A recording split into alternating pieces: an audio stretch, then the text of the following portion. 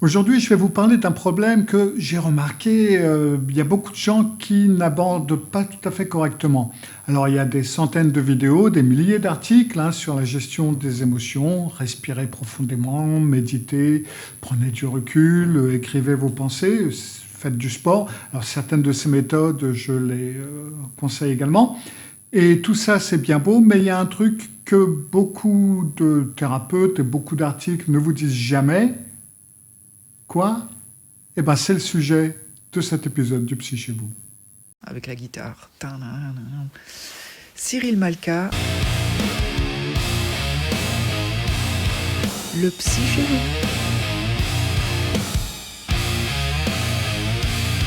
Cyril Malka, le Psy chez vous. Bonjour et bienvenue à ce nouvel épisode du Psy chez vous. Souvenez-vous de vous abonner si ce n'est pas déjà fait et de cliquer sur la petite cloche pour être averti lorsque je mets une nouvelle vidéo en ligne. Et puis partagez, mettez le pouce en l'air, etc., etc. Alors, la chose qu'on ne vous dit pas, c'est, en fin de compte, quand utiliser quelle technique. Et le résultat va être que si vous appliquez la mauvaise solution au mauvais moment, eh ben, ça ne va pas marcher, tout simplement. Alors, on va prendre un cas concret pour que vous compreniez bien ce dont je veux parler. On va dire que vous recevez une critique au travail, votre chef vous dit que votre dernier projet était totalement nul, que vous ne savez rien faire, que vous avez encore fait des conneries, enfin bref. Et vous sentez la colère monter. Et si on prend une échelle émotionnelle de 1 à 10, on va dire que dans l'échelle de la colère, là, l'échelle émotionnelle, vous êtes à 8 sur 10. Vous avez votre cœur qui bat vite, vous avez envie d'exploser, etc. Qu'est-ce que vous faites? Je vais vous poser la question. Option A, vous vous dites, bon, je vais respirer profondément, je vais analyser calmement pourquoi ça me touche autant. Option B, vous sortez du bureau, vous allez marcher dehors pendant 20 minutes, vous bougez, vous évacuez physiquement. D'après vous, laquelle marche? Si vous avez choisi l'option B, vous avez raison. Si vous avez choisi l'option A, vous allez vous planter. Parce qu'à 8 sur 10 d'intensité émotionnelle, votre cerveau rationnel, il est plus aux commandes. Il est impossible de respirer calmement et il est impossible d'analyser quoi que ce soit. Alors, un autre scénario, vous êtes dans les embouteillages, vous êtes agacé, disons 3 sur 10, rien de grave. Mais vous êtes agacé. Qu'est-ce que vous faites? Option A, vous sortez de la voiture, vous courez autour du pâté de maison pour évacuer votre frustration. Option B, vous vous dites, bon, est-ce que c'est vraiment si grave? Je vais arriver 10 minutes en retard, je resterai 10 minutes de plus, et puis voilà, c'est pas la fin du monde. Laquelle, d'après vous, va marcher? Oui, ça va être l'option B, parce qu'à 3 sur 10, votre cerveau fonctionne parfaitement. Vous pouvez raisonner, vous pouvez recadrer vos pensées, il n'y a pas besoin de perdre votre temps avec une décharge physique et vous n'êtes pas submergé. Donc vous voyez le problème, c'est pas que les techniques de gestion émotionnelle ne marchent pas, mais c'est quand on vous les donne sans vous dire quand les utiliser. C'est un petit peu comme si je vous donnais un extincteur et puis un verre d'eau et puis je vous disais, voilà, ça éteint les feux. Alors, techniquement, c'est vrai, on est bien d'accord. Mais si vous utilisez un verre d'eau pour un incendie, ça ne marchera pas. Et si vous utilisez un extincteur pour éteindre une bougie, je ne donne pas cher de votre cuisine. Donc le paradoxe, ça va être que beaucoup de personnes vont vous parler de la gestion émotionnelle, mais on oublie un petit peu d'expliquer comment choisir la bonne stratégie selon l'intensité que vous ressentez. Et donc, le résultat, c'est que vous allez essayer de méditer quand vous êtes en pleine crise de panique. Ça ne marche pas. Vous essayez de courir pour évacuer une légère contrariété. Ça ne marche pas non plus. Et puis, vous finissez par vous dire, je suis nul en gestion émotionnelle ou alors, ce truc-là, ça ne marche pas. Et puis, voilà. Non, en fin de compte, vous n'êtes pas nul et ça marche, mais vous n'avez pas la bonne grille de lecture. Donc, c'est ce que je vais faire aujourd'hui. Je vais vous donner une grille précise pour savoir quelle stratégie utiliser selon l'intensité de votre émotion. On va donc découper tout ça en 4 zones dans lesquelles on va mettre donc ces chiffres qui vont, ces émotions qui vont de 1 à 10. On va les mettre en paquets. Et pour chaque zone, on va voir exactement ce qui se passe dans votre corps, dans votre cerveau et surtout ce qu'il faut faire. Alors, première zone, intensité faible. Ça va être de 1 à 3 sur 10. Concrètement, ça veut dire que c'est un inconfort léger, vous avez des pensées gênantes, mais c'est gérable. Vous êtes agacé, vous êtes contrarié, vous êtes frustré, mais vous n'êtes pas submergé. Alors, par exemple, c'était l'exemple des embouteillages où votre voisin fait du bruit. Là, par exemple, les voisins du dessous, en ce moment, ils font beaucoup de bruit parce qu'ils sont en train de reconstruire l'appartement en dessous parce qu'il y a eu un incendie. Et puis, ils font ça généralement de jour, pendant que je fais mes vidéos. Donc, oui, ça peut être agaçant. Au niveau corporel, c'est une tension relativement minimale. Ça peut être, encore une fois, ça peut être agaçant. Votre respiration, elle est normale. En gros, vous n'êtes pas en train de bouillir. Et à ce niveau-là, votre cerveau, il fonctionne parfaitement. Il n'y a pas de souci. Vous pouvez penser, vous pouvez raisonner, vous pouvez analyser. Votre cortex préfrontal, il est parfaitement aux commandes. Et donc, les stratégies qui vont marcher ici, ça va être les stratégies cognitives. C'est-à-dire que vous allez passer par la tête et pas par le corps. Alors, les stratégies cognitives, il y en a plusieurs. La première, ça va être la restructuration cognitive, c'est-à-dire que vous allez questionner vos pensées automatiques. Est-ce que c'est vraiment si grave ? Est-ce que ça vaut la peine de m'énerver pour ça ? Et qu'est-ce que je vais en penser dans une semaine ? Et vous cherchez des interprétations alternatives. Vous recadrez en quelque sorte la situation. Par exemple, pour moi, en bas, il faut bien qu'ils réparent l'appartement, il faut bien qu'ils reconstruisent, et ils ne peuvent pas y aller tout doucement sans faire de bruit. Ça fait partie des aléas du quotidien. Un point, c'est tout, et ça ne sert à rien de s'énerver. La deuxième stratégie, ça va être l'analyse fonctionnelle. Et là, vous allez vous demander, OK, qu'est-ce que cette émotion que je ressens ? Alors, ça peut être de la colère, mais ça peut être autre chose. Qu'est-ce que me dit cette émotion ? Alors, vous êtes frustré dans les embouteillages, par exemple. Pourquoi ? Parce que vous avez besoin de contrôle. Ou alors parce que vous n'aimez pas perdre du temps. Ou alors parce que vous allez être en retard et ça vous stresse.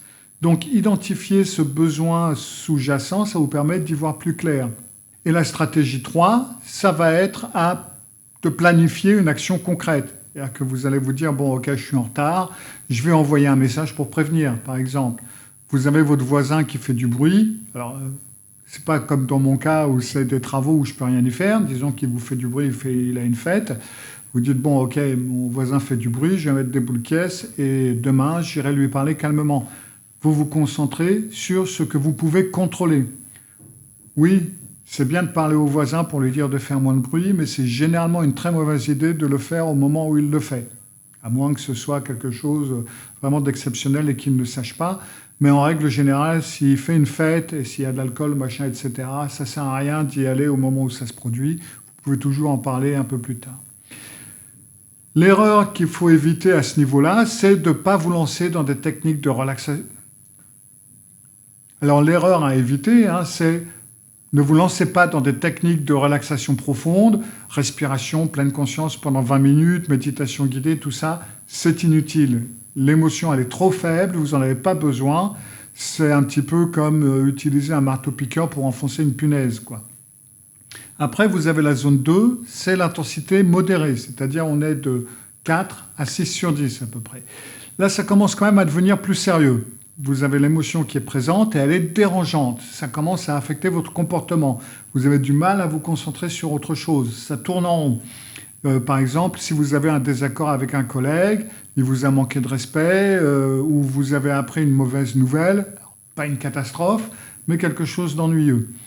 Alors au niveau corporel, vous avez votre cœur qui bat plus vite, vous ressentez des tensions musculaires, vous sentez l'émotion dans votre corps, vous commencez à sentir qu'il y a quelque chose, mais vous n'êtes pas submergé.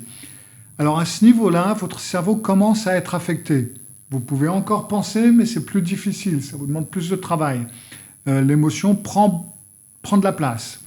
Donc ici, on change un petit peu d'approche et vous allez combiner corps et esprit, les deux. Première stratégie, vous utilisez la respiration contrôlée, léger, vous n'allez pas faire une méditation. Donc c'est juste une respiration pour ralentir l'activation.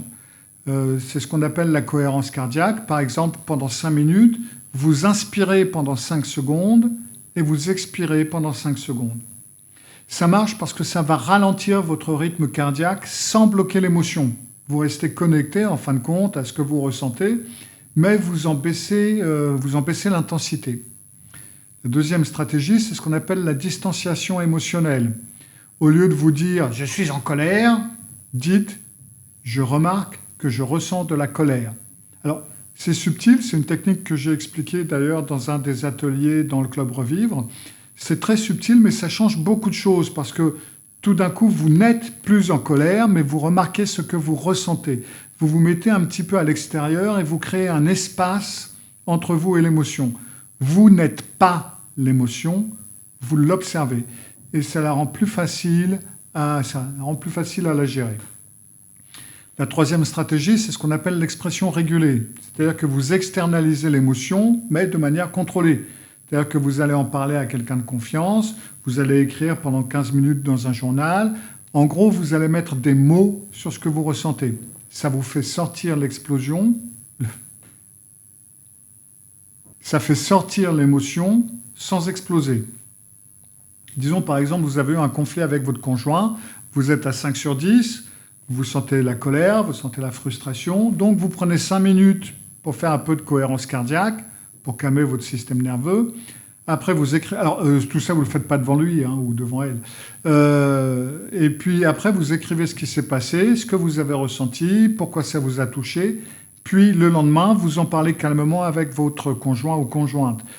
Il y a un temps pour parler des choses et des fois, très souvent, il vaut mieux laisser les choses se tasser un petit peu avant d'en parler. Le résultat, c'est que vous n'avez pas explosé et vous n'avez rien refoulé et vous avez géré. Après, on a la zone 3, donc là, c'est l'intensité élevée.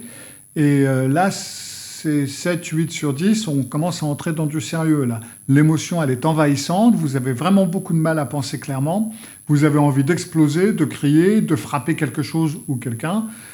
Par exemple, vous apprenez que quelqu'un vous a menti, que vous avez été trahi, vous subissez une injustice profonde.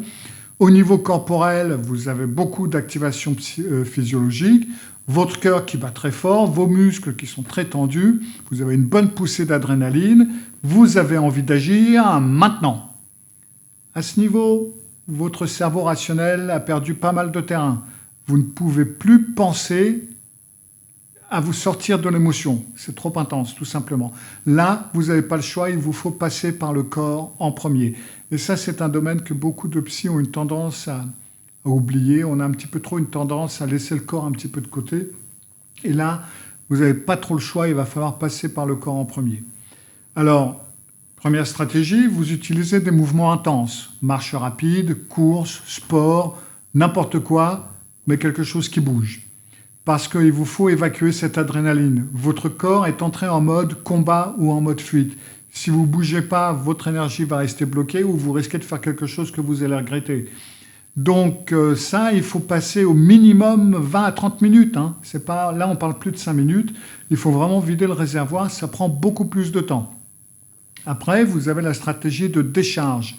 Alors ça, il y en a pas mal qui l'utilisent. C'est crier dans un oreiller, frapper un coussin, déchirer du papier, griffonner violemment. Alors oui, c'est vrai, ça peut paraître totalement stupide, mais scientifiquement parlant, ça marche. Sous condition. La condition, c'est qu'il ne faut pas renforcer la colère.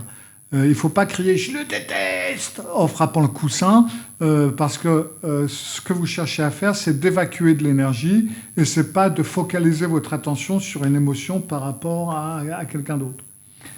Après, la stratégie numéro 3, c'est l'immersion sensorielle. Douche froide, douche très chaude, donc la douche écossaise. Vous plongez le visage dans de l'eau glacée, vous tenez des glaçons dans les mains, et en fin de compte, c'est vrai, ça marche. C'est vrai que ça peut vous paraître bizarre, mais ça marche parce que ça fait une forme de reset de votre système nerveux.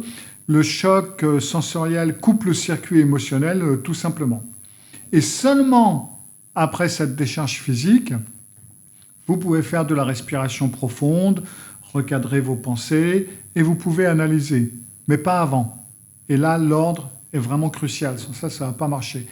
N'essayez pas de vous raisonner directement, n'essayez pas de méditer tout de suite, n'essayez pas de prendre du recul. Ça va être un échec quasi garanti et une frustration supplémentaire parce que vous allez vous dire « mais je ne peux pas le faire ». Et en fin de compte, vous ne pouvez pas le faire parce que votre cerveau n'est pas disponible pour faire ce genre de choses. En fin de compte, l'explication est tout à fait normale. Puis après, vous avez l'intensité extrême, donc, et là, on est à 9 ou 10 sur 10. Et alors là, c'est la crise, c'est la submersion. Vous avez perdu le contrôle cognitif, vous ne pensez plus, vous êtes en mode panique ou en mode rage explosive. Alors ça peut être quelque chose comme une crise de panique, une attaque de rage ou un effondrement émotionnel total. Au niveau corporel, là, c'est une réaction de survie qui entre en jeu. Votre amygdale a pris le contrôle, votre cortex préfrontal, il est totalement hors ligne, complètement. Et à ce niveau-là, il n'y a qu'une seule chose à faire, psychologiquement parlant, c'est de survivre. Pas de gérer, pas de comprendre, pas d'analyser, survivre. Donc là, il vous faut utiliser le protocole d'urgence, comme je l'appelle, et ça va être la sécurité immédiate. C'est un conseil que je donne énormément, et c'est sortez de la situation. Quelle qu'elle soit, sortez, éloignez-vous de la situation de n'importe quelle manière que ce soit possible. Évitez la personne, sortez de la personne, quittez la personne, partez, créez un espace sûr. Ne prenez absolument aucune décision, ne faites absolument aucune action importante, ne dites absolument rien, car vous allez pouvoir le regretter. Il est question de survivre. Donc vous partez à distance, vous allez aux chiottes, vous allez dans la rue, vous sortez, vous trouvez une excuse, mais sortez de la situation, quelle qu'elle soit. Une fois que vous y êtes, vous utilisez la technique qui s'appelle la technique de l'ancrage sensoriel. C'est-à-dire que c'est aussi la technique qui est appelée 5, 4, 3, 2, 1. Vous nommez, vous pouvez le dire si vous pouvez, vous nommez 5 choses que vous voyez, 4 sons que vous entendez, 3 textures que vous touchez, 2 odeurs que vous sentez et un goût que vous goûtez. Et ça marche parce que ça ramène votre cerveau au présent. Ça le sort du mode panique. Après, vous pouvez utiliser la respiration de crise. Alors, ce n'est pas une respiration normale, c'est une respiration qui est que vous expirez pendant 8 secondes et vous inspirez pendant 4 secondes, ou l'inverse. D'accord ? Vous inspirez 4 secondes et vous expirez 8 secondes. C'est l'expiration longue active le système parasympathique, à l'inverse du système sympathique. Le système sympathique est celui qui vous stresse, le système parasympathique est celui qui vous calme. Et cette mode d'expiration et d'inspiration va vous calmer, elle va activer le système parasympathique. Vous attendez le pic. Une crise émotionnelle, ça va durer entre 20 et 40 minutes. Vous ne pouvez pas y faire grand-chose plus que ça, c'est physiologique. Vous ne pouvez pas l'arrêter, vous pouvez seulement attendre qu'elle passe. Donc vous survivez. Tout ça, c'est des techniques de survie, vous ne faites rien d'autre. Et après la crise, donc 30, 60 minutes plus tard, des fois un peu plus, et bien là, seulement là, vous pouvez faire un debriefing. Vous pouvez commencer à comprendre ce qui s'est passé, vous pouvez identifier les déclencheurs, planifier comment éviter ça à l'avenir, etc., etc., etc. Mais pas pendant, jamais pendant. Alors, si vous avez des crises très fréquentes, plus d'une fois par mois, ou si vous avez des comportements dangereux pendant les crises, peut-être qu'il vous faudra consulter un professionnel qui puisse vous aider à gérer ce genre de choses. Là, vous n'allez pas pouvoir gérer ça avec une vidéo YouTube, même pas la mienne. Donc, pour récapituler un petit peu tout ça avec un tableau relativement simple, comme ça vous allez avoir une grille de décision rapide, intensité de 1 à 3 sur 10, tension légère, respiration normale, vous restructurez, vous passez par la tête. Intensité de 4 à 6 sur 10, le cœur qui s'accélère, tension musculaire, vous faites de la respiration contrôlée et de la distanciation émotionnelle. Intensité 7 à 8 sur 10, là vous avez envie d'exploser, poussée d'adrénaline, la stratégie à utiliser, les mouvements intenses et la décharge physique. L'intensité maximale, 9 à 10 sur 10, perte de contrôle total, vous entrez en mode survie, sécurité, ancrage sensoriel et vous attendez. Vous évitez tout raisonnement à ce niveau-là, votre cerveau rationnel de toute façon il est hors ligne, donc voilà. Donc comme vous le voyez, il n'y a pas de stratégie universelle de gestion émotionnelle, ça n'existe tout simplement pas. Ce qui existe, c'est une grille, une échelle d'intensité, et donc pour chaque niveau, il va y avoir une stratégie qui va être adaptée. Et donc si vous utilisez la mauvaise stratégie pour le mauvais niveau, ça ne va pas marcher. Donc il y a ce qu'on pourrait appeler les trois règles d'or. Règle numéro 1, la première chose que vous faites, c'est d'évaluer l'intensité de 1 à 10. Et soyez honnête avec vous-même, hein, ne surestimez pas et ne sous-estimez pas non plus. La règle numéro 2, c'est que vous choisissez la stratégie qui est donc adaptée à cette zone, comme on vient de la voir, pas celle que vous préférez, mais celle qui correspond au niveau dont on parle. Et la règle numéro 3, vous respectez l'ordre. Pour les intensités élevées, c'est toujours le corps puis l'esprit, jamais l'inverse. Enfin, dernière chose importante, si vous êtes quelqu'un qui a des crises fréquentes, des intensités 9-10 régulières, c'est plus une question de technique, c'est le signal de quelque chose un peu plus profond, un peu plus compliqué, voire très compliqué ou beaucoup plus profond, qui doit être exploré. Ça peut être plein de choses. Et dans ce cas-là, je vous conseillerais d'aller voir quelqu'un qui peut vous aider à gérer ce genre de choses et à trouver avec vous ce de quoi il s'agit. Parce que là, il y a des chances ou des risques pour que les techniques de gestion ponctuelle dont je viens de parler ne vont pas suffire. Il va falloir faire un travail de fond et là, il se peut que vous ayez besoin d'un professionnel. Mais pour ce qui est de la gestion quotidienne, pour les émotions normales de la vie, même très intenses, la grille que je vous ai donnée aujourd'hui, si elle fonctionne, utilisez-la, testez-la, appliquez-la et observez les résultats. Voilà. YouTube trouve que vous devriez regarder cette vidéo et paraît que cela va vous intéresser. Alors faites-le. Cyril Malka. Cyril Malka, le psy chez vous. Cyril Malka. Cyril Malka, le psy chez vous.